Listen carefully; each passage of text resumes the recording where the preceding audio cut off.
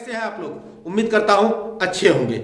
और आज मैं पढ़ाने वाला हूं आप लोगों को टेंस यानी कि जो टेंस के ट्रांसलेशन चल रहे हैं, जिसमें मैंने आपको कई सारे वीडियो लेक्चर दिए हैं। प्रेजेंट इंडेफिनिट दे दिया, present continuous, perfect, perfect continuous, past indefinite, past के सब खत्म किए, फ्यूचर इंडेफिनिट खत्म कर दिया। आज मैं लेकर आया हूं आपके लिए फ्यूचर कॉन्टिन्यूअस टेंस। और यकीन मानिए मेरा कि इसमें जो रेगुलर रूल है उनको जब खत्म होंगे तो फ्यूचर कॉन्टिन्यूअस टेंस का ऐसा यूज मैं आपके सामने लेकर आऊंगा जो शायद आपने अभी तक देखा नहीं होगा। तो इसके लिए आपको वीडियो में आखिरी तक बने रहना होगा और वीडियो को स्किप नहीं करना है। यदि वीडियो में आखिरी तक बने रहे तो आपको फ्यूचर कॉन्टिन्यूअस टेंस का ऐसा प्रयोग देखने को मिलेगा जो शायद आपने अभी तक देखा नहीं होगा और सुना नहीं होगा। Welcome to excellence classes. और ज्यादा देर न करते हुए चलते अपनी क्लास की तरफ। लेकिन उससे पहले यदि चैनल को सब्सक्राइब नहीं किया है तो अभी सब्सक्राइब कर लीजिए, क्योंकि यहां पर आप लोगों को हमेशा एक से बढ़कर एक वीडियो लेक्चर मिलते हैं। Future continuous tense, future continuous tense को एक और नाम से भी जानते हैं। जैसा आप लोग सब जानते हैं कि कॉन्टिन्यूअस को हम लोग इम्परफेक्ट के नाम से जानते हैं, इम्परफेक्ट टेंस।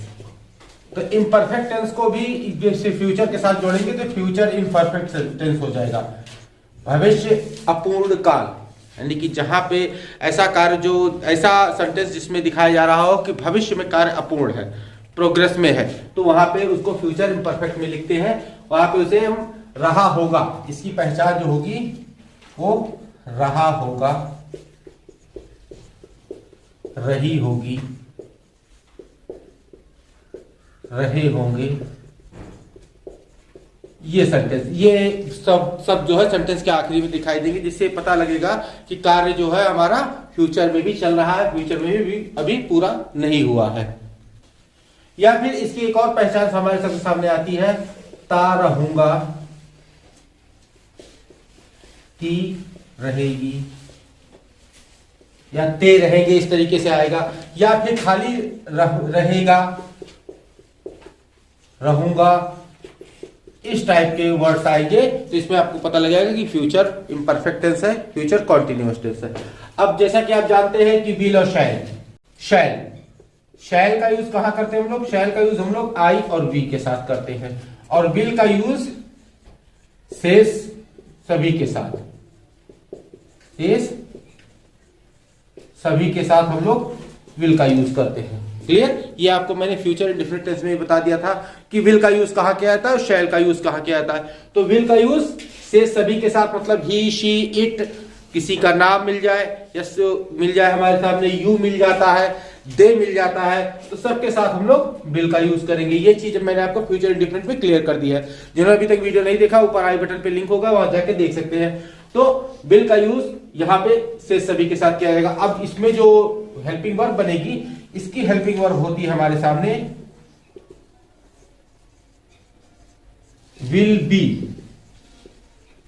बी या शैल बी। और इसका जो मेन वर्ब होगा हमारे लिए क्या आएगा? मेन वर्ब ये मिलेगा, जो अभी तक कॉन्टिन्यूअस का मेन वर्ब क्या होता है? कॉन्टिन्यूअस का मेन वर्ब होता है हमारे सामने प्रेजेंट पार्टिसिपल, प्रेजेंट पार्टिसिपल, अर्थात वर्ब की फर्स्ट फॉर्म में आईएनजी लगा के वर्ब की आईएनजी फॉर्म जिसे कहते हैं, या वर्ब की फोर्थ फॉर्म कहते हैं, वो इसकी मेन वर्ब होगी। क्लियर? तो चलिए इन सब पहचानों को, इसकी हेल्पिंग और मेन वर्ब को नोट कर लीजिए, फिर इसके रूल लेकर इसका ट्रांसलेशन करते हैं हम लोग। तो जैसा कि आप लोग सभी जानते हैं कि हर टेंस का अपना 4 सेंटेंस होता है, अफर्मेटिव, निगेटिव, इंट्रोगेटिव और इंट्रोगेटिव निगेटिव। तो एक एक करके हम लोग सीखते हैं कि एक एक सेंटेंस का रूल क्या होगा और उसके अंतर्गत कैसे एग्जाम्पल हमारे सामने आएंगे। तो पहले हम लोग आ जाते हैं अफर्मेटिव की तरफ। अफर्मेटिव, इसमें हम लोगों को क्या मिलेगा? सब्जेक्ट मिल जाएगा। सब्जेक्ट के अकॉर्डिंग हम लोग विल बी या शैल बी का यूज कर देंगे। क्लियर? विल बी या शैल बी का यूज कर देंगे, और फिर हम लगा देंगे प्रेजेंट पार्टिसिपल फॉर्म, यानी वर्ब की फॉर्म जो होती है इसकी, वो लगा देंगे। यहां पे हम लोग वर्ब की फॉर्म, वर्ब लिखेंगे, मेन वर्ब जो होगी, और इसके बाद हम लोग लिखेंगे अदर वर्ड। क्लियर? ये इस तरीके से लिखा जाएगा। जैसे एग्जांपल ले लेते हैं कि मैं उसकी प्रतीक्षा करता रहूंगा। मैं उसकी प्रतीक्षा करता रहूंगा, तो ये हो जाएगा मैं, यानी कि आई, और आई के साथ कौन सी हेल्पिंग वर्ब मैंने बताई है? शैल का यूज, अर्थात यहां पे हम लगाएंगे shall be, I shall B. अब वर्ब की फॉर्म, तो प्रतीक्षा करने का क्या हो जाएगा? वेटिंग, यानी वेट का ING form waiting, I shall be in waiting, और उसकी फॉर हिम, मैं उसकी प्रतीक्षा करता रहूंगा, I shall be waiting for him. अगला एग्जांपल लेते हैं कि वह तुम्हारी मदद करता रहेगा, करता रहेगा। तो क्या हो जाएगा? वह के लिए ही, और ही के साथ क्या लगना था? विल बी का यूज हमें करना है, ही विल बी। अब मदद करने का क्या हो जाएगा? Helping you. क्लियर? कि वह तुम्हारी मदद करता रहेगा, तो he will be helping you. तो इन दोनों एग्जांपल को लिख लीजिए, उसके बाद अगली स्लाइड में कुछ और एग्जांपल लिखाता हूं मैं आपको।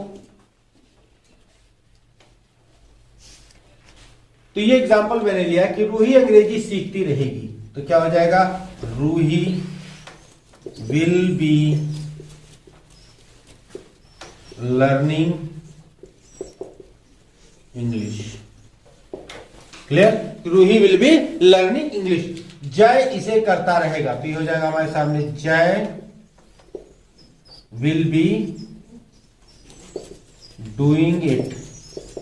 क्लियर? आप लोग सोए रहेंगे, आप लोग सोते रहेंगे, या फिर आप लोग सोए रहेंगे, एक ही चीज है। तो आप लोग सोए रहेंगे, तो you will be sleeping. Clear? कि यू विल बी स्लीपिंग। अब मैं बैठा रहूंगा, तो मैं के लिए आई लगाएंगे, आई के साथ हम लोग लगाएंगे शैल बी सिटिंग। तो उम्मीद है कि ये जो अफर्मेटिव सेंटेंस मैंने बताया प्रेजेंट कॉन्टिन्यूअस टेंस का, फ्यूचर कॉन्टिन्यूअस टेंस का, ये चीज आपको समझ में आ गई होगी। तो चलिए इन एग्जांपल्स को नोट कर लीजिए, फिर हम लोग इसके निगेटिव सेंटेंस की तरफ चलते हैं।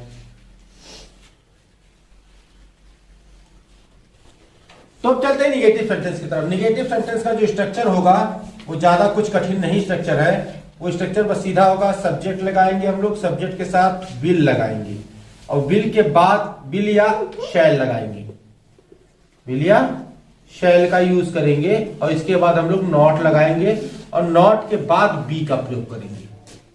क्लियर? यानी विल और शैल के बाद नॉट, और नॉट के बाद बी, और इसके बाद हम लोग ले लेंगे वर्ब, और वर्ब के बाद हम ले लेंगे अदर वर्ड। क्लियर? ये कुछ ऐसे स्ट्रक्चर में काम होगा कि ऐसे स्ट्रक्चर इसको यूज करना रहेगा। अब एग्जांपल लेते हैं कि बच्चा सोता नहीं रहेगा, तो क्या हो जाएगा? The child will not be sleeping. Clear? The child will not be sleeping. तो एग्जांपल ले कि मैं अंग्रेजी नहीं पढ़ता रहूंगा, मैं अंग्रेजी नहीं पढ़ता रहूंगा, तो I shall not be reading English. Clear? वह इस समय नहीं जा रहा होगा, वह इस समय नहीं जा रहा होगा, तो वह के लिए ही लगाया, और ही के साथ लगाया हमने विल नॉट बी गोइंग, जा रहा होगा गोइंग। और इस समय मतलब दिस टाइम। एक चीज आप ध्यान रखिए, कई 2-3 वीडियो लेक्चर में मैं आपको बता चुका हूं कि जब भी समय बताने वाला कोई शब्द आ रहा होगा, आज, कल, या आने वाला कल, या इस समय, या उस समय, ऐसा कोई शब्द आ रहा है जो टाइम बता रहा है, उसे हमेशा सेंटेंस के आखिरी में ही लिखते हैं। इस बात को ध्यान रखिएगा। अब वे लोग कुछ करते नहीं रहे होंगे, तो वे लोग they will not be doing something, कुछ। क्लियर? तो उम्मीद है ये चीज आपको समझ में आ गई होगी। हाँ, एक चीज और मैं आपको एडिशनल जानकारी देना चाहता हूं, जैसे इसको विल नॉट और शैल नॉट। अब इसको आप लोग दूसरे कॉन्ट्रास्ट फॉर्म में लिख सकते हैं। दूसरे कॉन्ट्रास्ट फॉर्म का मतलब इसे आप लोग लिख सकते हैं वॉन्ट, इसे आप लोग वॉन्ट लिख सकते हैं और इसे शैंट लिख सकते हैं। इस तरीके से भी लिखा जा सकता है कि वोंट बी या शैंट बी। इसको भी आप यहां लिखकर इसका कॉन्ट्रास्ट फॉर्म सही कर सकते हैं कि अगर कहीं पे आपको वोंट बी लिखा मिल जाए तो इसका मतलब विल नॉट बी ही होता है। क्लियर? तो चलिए इसे उतार लिख लीजिए और इसके बाद हम लोग इसके इंट्रोगेटिव सेंटेंस की तरफ बढ़ते हैं।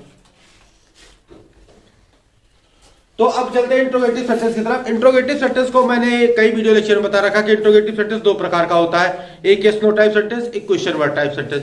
तो यहां भी वो दोनों प्रकार के सेंटेंस आएगा और इन दोनों प्रकार के सेंटेंसेस का हम लोगों को यहाँ पे इंट्रोगेटिव ट्रांसलेशन बनाना है। जैसे इसका स्ट्रक्चर जो हमारे सामने निकल के आएगा वो ये निकल के आएगा कि विल या शैल को हम लोग पहले रख लेंगे, इसके बाद हम लोग सब्जेक्ट लगा देंगे और सब्जेक्ट के बाद बी का प्रयोग करेंगे। नहीं, विल शैल पहले, बी उठ के अंदर चला जाएगा और इसके बाद हम लोग वर्ब लिखेंगे। अब वर्ब यहाँ पे लिखने का मतलब हुआ कि वर्ब की फोर्थ फॉर्म लिखी जा रही है, वर्ब की आईएनजी फॉर्म लिखी जा रही है, वर्ब की प्रेजेंट पार्टिसिपल फॉर्म लिखी जा रही है। तीनों फॉर्म एक ही होती है। तो यहाँ पे वर्ब लिख देंगे और वर्ब के बाद हम लोग लगा देंगे अदर वर्ड और अदर वर्ड के बाद क्वेश्चन मार्क। ये कंपलसरी होता है इंट्रोगेटिव सेंटेंस में। या फिर हम लोग या जो क्वेश्चन वर्ड वाला आता है उसके लिए हम लोग क्या करेंगे, क्यू वर्ड पहले लिख देंगे। क्यू वर्ड मतलब जो कब, क्यों, कहां, कैसे वाक्य के बीच में अगर आपको मिल जाए तो उसकी इंग्लिश हम लोग सबसे पहले लिख देंगे। तो क्यू वर्ड पहले लिख देंगे और फिर लगाएंगे हम लोग विल या शैल। क्लियर? और उसके बाद हम लगा देंगे सब्जेक्ट और सब्जेक्ट के बाद लगाएंगे बी और बी के बाद वर्ब की फॉर्म जो होगी, वर्ब की फॉर्म यहां पे लगाई जाएगी और फिर लगेगा अदर वर्ड और इसके बाद हम लगा देंगे क्वेश्चन मार्क। क्लियर? तो अब इसको जो हम लोग इसका एग्जांपल लेते हो क्या होगा कि क्या आप फल खाते रहेंगे, फल खाते रहेंगे क्वेश्चन मार्क। तो आपके लिए यानी कि यू लगेगा और यू के साथ हमें जो वर्ब मिलती है हेल्पिंग वर्ब क्या मिलती है, will you be eating fruit, ये क्वेश्चन मार्क। क्लियर? तो और कुछ एग्जांपल लेता हूं मैं। तो ये एग्जांपल है कि क्या शीला स्कूल जा रही होगी। तो शीला नाम है, नाम के साथ हम लोग कौन सी हेल्पिंग वर्ब लेते हैं, विल। तो विल शीला बी और इसके बाद क्या लगाएंगे, वर्ब यानी कि गोइंग। और कहां जा रही होगी, school, going to school, question mark. इसी तरह वह कल क्या कर रहा होगा, क्या देखिए वाक्य के बीच में आया, अर्थात इसकी इंग्लिश हमें सबसे पहले लिखनी है। तो व्हाट लगाएंगे हम लोग, व्हाट। अब वह है, वह के साथ हेल्पिंग वर्ब हमें क्या मिलती है, विल। तो विल का यूज कर लेंगे, व्हाट विल, फिर लगाएंगे सब्जेक्ट ही, बी और कर रहा यानी कि डूइंग और फिर कल, what will be doing, what will he be doing tomorrow. यानी कि यहां पे देखिए फ्यूचर में जब भी कल शब्द आ जाए तो उसके लिए आप हमेशा टुमारो का ही यूज कीजिए, क्योंकि फ्यूचर का टुमारो, फ्यूचर का कल जो है टुमारो के नाम से लिखा जाता है, पास्ट का कल हम लोग यस्टरडे के नाम से लिखते हैं। तो यहां पे कल लिखा था, टुमारो का यूज करेंगे हम लोग, क्वेश्चन मार्क। क्लियर? वे सब कहां खेल रहे होंगे, तो कहां की इंग्लिश सबसे पहले लिखेंगे, वेयर के बाद हम लोग लगा देंगे वे के लिए विल का यूज करेंगे, वेयर विल दे बी और फिर खेलने की इंग्लिश प्लेइंग और फिर और कुछ सब कोई अदर वर्ड नहीं है, तो where will they be playing. Clear? उम्मीद है कि ये इंट्रोगेटिव सेंटेंस आपको समझ में आ गया होगा। तो चलिए इसे नोट कर लीजिए, फिर हम लोग इसके आगे इंट्रोगेटिव निगेटिव की तरफ बढ़ते हैं। इंट्रोगेटिव निगेटिव सेंटेंस भी बनाना बहुत आसान है।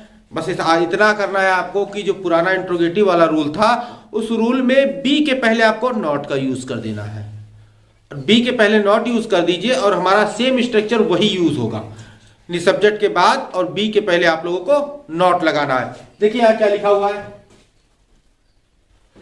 देखिए सब्जेक्ट यानी will shall plus subject plus not plus be, यानी सब्जेक्ट और बी के बीच में नॉट, बाकी स्ट्रक्चर वही हमने लिखा है। एग्जाम्पल लिया, क्या हम लोग देश की सेवा नहीं करते रहेंगे, तो क्या हम लोग देश की सेवा नहीं करते रहेंगे, तो हम के लिए क्या लगाएंगे, वी, और वी के साथ क्या लगता है, शैल, तो शैल लगाया हमने, शैल वी नॉट बी, और सेवा करना मतलब सर्विंग, सर्विंग देश की, तो कंट्री, सर्विंग द कंट्री।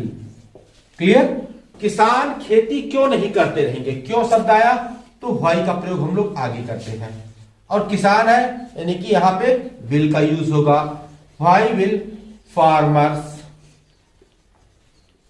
और फिर नॉट बी फार्मिंग, खेती करने का फार्म होता है, तो नॉट बी फार्मिंग हो जाएगा। अब यहां पे एक चीज मैं आपको और बताना चाहता हूं कि आप ऐसे सेंटेंस में नॉट का यूज सबसे पहले भी कर सकते हैं। कैसे कर सकते हैं, जैसे इसको आपको करना होता, इसको, तो ये हमारा हो जाता शैंट, सबसे पहले लगा देते शैंट, और शैंट के बाद ये नॉट भी निकल के इसी के साथ जुड़ जाएगा, तो shan't we be serving the country. Clear, कि शैंट आगे लग गया, या फिर इसको आगे लगाइए तो यहां पे हो जाएगा why won't farmers bee farming. Clear, तो ये चीज आपको समझ में आएगी कि ये सेंटेंस दूसरे तरीके से इस प्रकार से भी इंग्लिश में ट्रांसलेट किया जाता है, तो उम्मीद है कि ये चीज आपको समझ में आ, तो इसे नोट कर लीजिए, इसके बाद हम लोग इसके आगे बढ़ते हैं।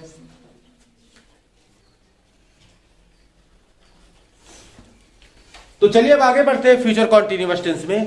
तो बहुत सारे स्टूडेंट्स से कंफ्यूजन में पड़ गए होंगे, फ्यूचर कॉन्टिन्यूअस का आखिरी सेंटेंस जो है इंट्रोगेटिव निगेटिव में तो बताया जा चुका, तो अब इसके आगे क्या, तो इसके आगे क्या ये होता है कि जैसे आप लोग देखते आ रहे हो, मेरा अगर रेगुलर वीडियो देख रहे होंगे तो आपको ये पता होगा कि हर टेंस का कुछ एडिशनल यूजेस मैं हर टेंस की मैं बताता आ रहा हूं। तो फ्यूचर कॉन्टिन्यूअस टेंस का एडिशनल यूज ना बताऊं ये तो हो ही नहीं सकता, क्योंकि सारे टेंस का मैंने एडिशनल यूज बताया है। तो फ्यूचर कॉन्टिन्यूअस टेंस का इसके बाद और कहां कहां यूज किया जाता है, ये चीज चलिए सीखते हैं। तो पहले रूल के अंतर्गत हम लोग क्या पाते हैं, तो यहां पे क्या है, to express temporary action in future, मतलब अर्थात यहां पे हो जाएगा हमारे पास कि भविष्य में अस्थायी कार्य को प्रदर्शित करने के लिए।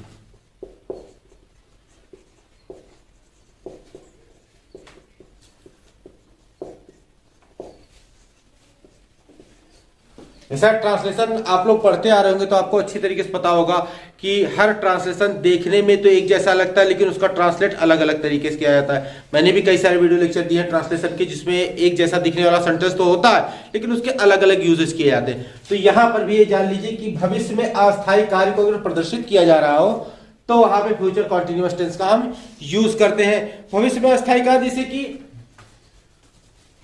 वह यहां पर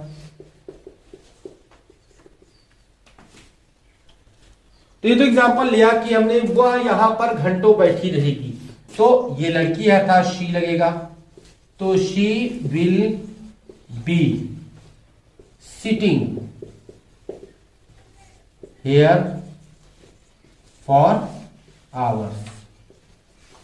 क्लियर, तो यह भविष्य का कार्य जो अस्थायी कार्य है कि घंटों बैठी रहेगी, मतलब परमानेंट वहां बैठना नहीं है, लेकिन अस्थायी कार्य है तो यहां पे घंटों बैठी रहेगी। कल इस समय मैं पढ़ता रहूंगा, तो ये भी देखिए अस्थायी कार्य का ही प्रदर्शन है, तो यहां भी फ्यूचर कॉन्टिन्यूअस का यूज किया जाएगा। तो आई शैल बी पढ़ता रहूंगा रीडिंग, और कब पढ़ता रहूंगा, कल इस समय। तो कल इस समय का होगा कि यहां पे देखिए इस टाइप की जब सेंटेंस आ जाए, जब इस टाइप के सेंटेंस आए जिसमें कल भी आ रहा हो इस समय भी आ रहा हो, तो आप करना यह है कि जो कल परसों वाले शब्द हैं उनको सबसे आखिरी में रखना है, उससे पहले वाले जो और दूसरा समय टाइम डिनोटिंग वर्ड होगा उसे पहले लिख लेना है। जैसे यहाँ पे इस समय को पहले लिख लेंगे दिस टाइम, और फिर कल को उठा के बाद में लिख देंगे हम टुमारो। क्लियर? उम्मीद है ये चीज आपको समझ में आ गई होगी, तो इसे लिख लीजिए, फिर इसका अगला यूज बताता हूं मैं। तो अगला यूज हम लोग देखते हैं, अगला यूज हम पाते हैं अपनी इमेजिनेशन को व्यक्त करने के लिए। जैसे दो लोग बैठे बात कर रहे हैं और पूछ रहे हैं कि वो कहां होगा, तो एक ने कहा नहीं वो फिल्म देख रहा होगा, तो दूसरा कह रहा है नहीं नहीं नहीं वो सड़क पे भटक रहा होगा। तो दोनों आपस में बात करते रहते हैं, इतने में दोनों मिलकर कहते हैं कि चलो हम लोग पढ़ते हैं, शायद पिताजी आ रहे होंगे। तो ये अपनी कल्पना को व्यक्त करने के लिए जहां पे जो यूज किया जाता है वो हमारा फ्यूचर कॉन्टिन्यूअस टेंस में यूज किया जाता है। अपनी कल्पना, अपनी इमेजिनेशन को व्यक्त करने वाले जो सेंटेंस होते हैं वही फ्यूचर कॉन्टिन्यूअस होते हैं। जैसे यहां पे लिया हमने कि मोहन फिल्म देख रहा होगा, यही बात जो भी कर रहे थे, मोहन फिल्म देख रहा होगा, तो ये हो जाएगा कि Mohan will be watching movie. पहले ने कहा मोहन फिल्म देख रहा होगा, लेकिन दूसरा कह रहा होगा वह सड़क पर भटक रहा होगा, नहीं नहीं वो सड़क पर भटक रहा होगा, तो क्या हो जाएगा ही विल बी लोटरिंग। भटकने का हो जाएगा लोटरिंग, मतलब आवारागर्दी करना, भटकना। लोटरिंग हो जाएगा हमारे सामने कि लोटरिंग। और कहां पे भटक रहा होगा? सड़क पर, ऑन द रोड। तो दोनों मिलके कहते हैं नहीं अब हम लोग पढ़ते हैं, पिताजी आ रहे होंगे, तो क्या हो जाएगा? Let us read now. Let us read now, पिताजी आ रहे होंगे, father will be coming. Clear?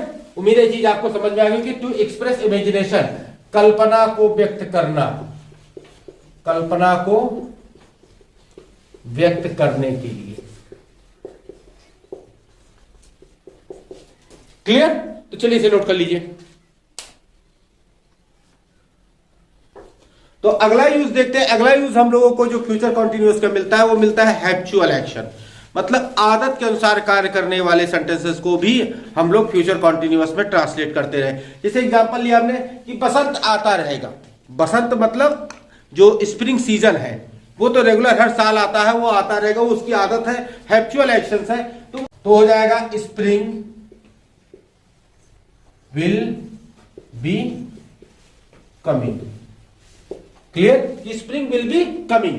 वो शराब पिएगा, मतलब कोई शराबी है, कोई नशेड़ी है, तो शराबी अपनी आदत कभी नहीं छोड़ता, वो निश्चित शराब पिएगा, वो शराब पीता रहेगा, यानी शराब पिएगा या वो शराब पीता रहेगा। तो ये हो जाएगा कि he will be consuming wine.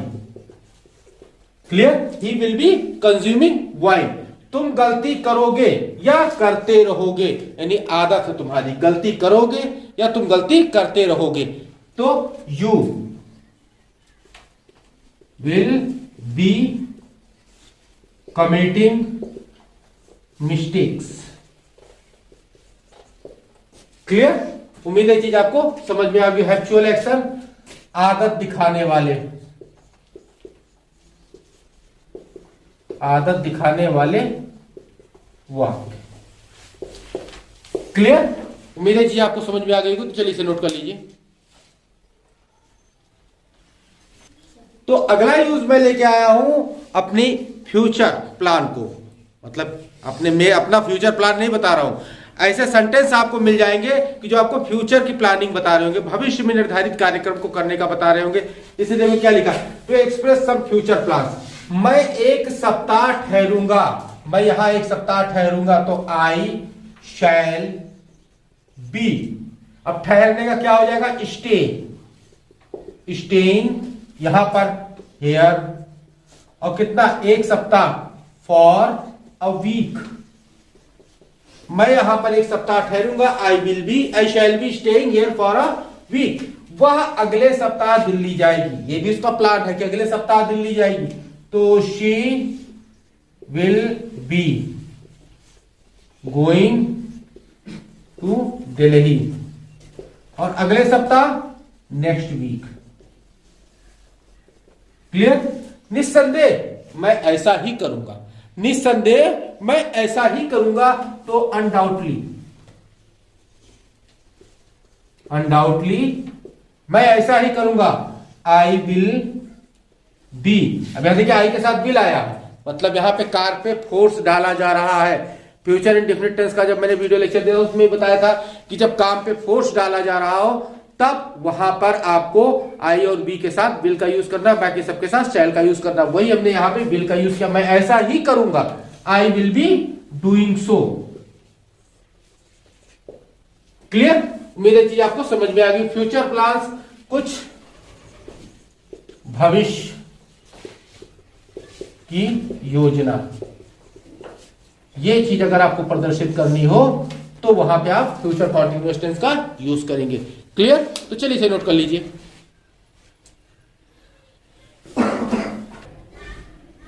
तो स्टूडेंट्स, इसी के साथ आज का वीडियो लेक्चर मैं समाप्त करता हूं।